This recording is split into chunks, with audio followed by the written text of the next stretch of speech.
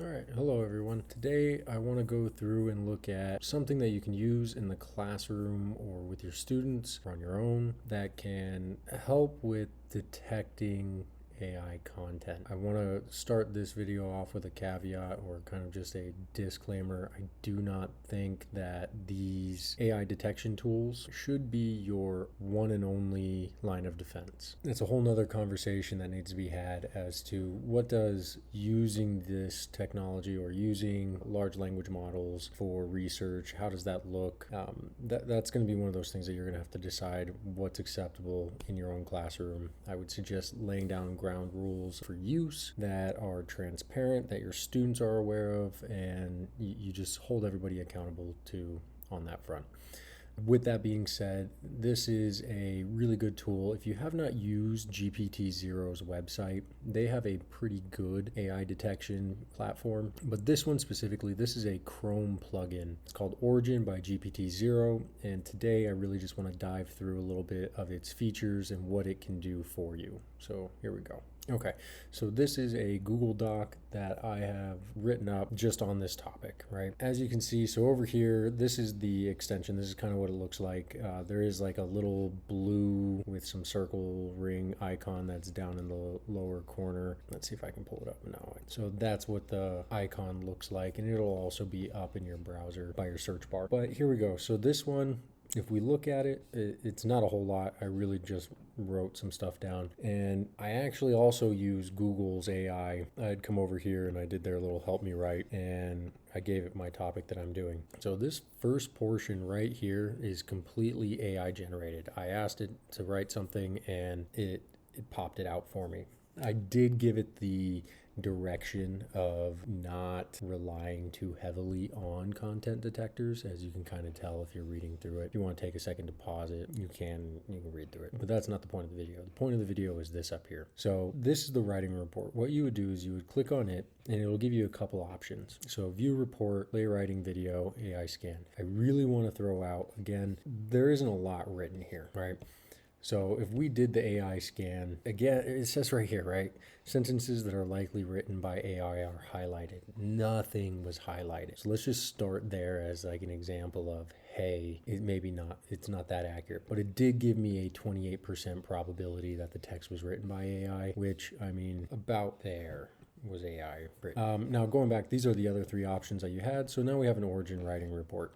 This is where I think I really like this application because it's useful for more than checking to see if it was plagiarized using AI or if the student just used AI for writing a paper. This is something that we could have used even before large language models existed, right? So I wouldn't use this on every assignment, but if I gave like a research paper or I gave some other topic that students had to write some stuff about, right here, this is awesome. So it'll give you a timeline like, hey, between this time and this time, most of it was written, right? So it goes through and it's like, this is where it was. As you can tell, I started writing and then I stopped for a really long time and then I picked it back up at the very end. Now, the largest revision, this is a copy and paste. And again, this is that I copied and pasted what the AI gave me and I just put it into the document. So it'll go through and it's like, hey, just so you know, this was copy and pasted. The person did not write it. Again, that total writing sessions, right? Yeah, it took overall 16 minutes to pop out what I did.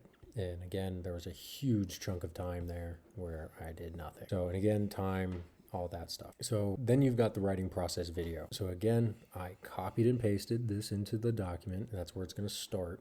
And it's being visualized. It's not like it actually recorded what anyone was doing. It's just like a keystroke log, and it just recreates it. So then from there, you can totally see all of the corrections I went through, all of my like, oh yeah, hey, let's see where I'm going. I think that this could be one of those tools that can help out in the classroom. It can help you make the determination, did this student do the work? This right here, I think is a great portion of that, right? So yeah, you have the AI scan, you have the, okay, nothing seems like it was like just cut and paste from a AI, Chat GPT, Bing, or Google Bard, or even Google Docs little help me write lab that I used on this one.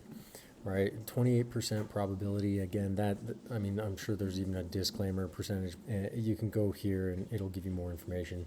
This is what generally you're going to get with any of those AI plagiarism checkers. But then it adds this portion, right? That timeline, hey, copied and paste, right? There's 100% probability this paragraph was entirely written by AI. It's not wrong. And then when did the person write? And then that final one, like, I want to see what you did. I want to see how that writing process kind of looked. And that's what you can do. So I would really recommend that you check out Origin Zero. It's a great plug-in tool for you to use going forward. What you can do is have your students give you this, right? So if you have the extension, they have the extension. If you come up here and you just copy the web address at the top there, and then just have it almost like a citation at the bottom or as a comment in Google Classroom whenever they hit submit on the assignment. And you can go to that link if you have the extension, and then you can pull up this report and you can look at it.